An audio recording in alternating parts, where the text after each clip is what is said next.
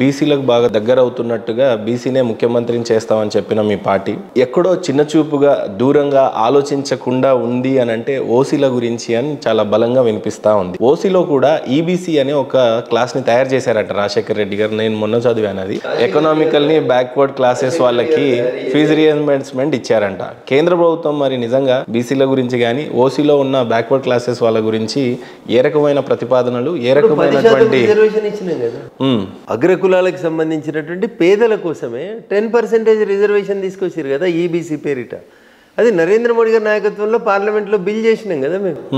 So అందుకనే నేను పదే చెప్తా, సబ్కా సాత్ సబ్కా వికాస్. అది ముస్లిం ఆడబిడ్డల కోసం చేసిన ట్రిపుల్ తలాక్ అయినా, లేకపోతే అడ్డగోలుగా సంపాదించుకుంటున్నటువంటి కొంతమంది ముస్లిం ముల్లాలకి మౌలానాలకి వ్యతిరేకంగా తెచ్చిన వక్ఫ్ రద్దు అయినా, ఇట్లా ఏది తీసుకొచ్చినా కానీ సబ్కా సాత్ సబ్కా వికాస్ అనేది తీసుకొచ్చినా తప్ప ఇంకొకటి కాదు. ఎకనామికల్ వీకల్ సెక్షన్ కోసం ఈబీసీ రిజర్వేషన్స్ 10% తీసుకొచ్చింది నరేంద్ర మోడీ గారి ప్రభుత్వమే. ఏ రకంగా పనిచేస్తా ఉంది ఇప్పుడు? దురదృష్టం కొన్ని రాష్ట్రాలు అమలు చేయట్లేదు, కానీ భారత ప్రభుత్వం ఖచ్చితంగా దాన్ని అమలు చేస్తూ ఉంది. అనేక మంది అగ్రకులాల్లో ఉన్నటువంటి పేదలకి రిజర్వేషన్స్ ఉపయోగపడతా ఉన్నాయి.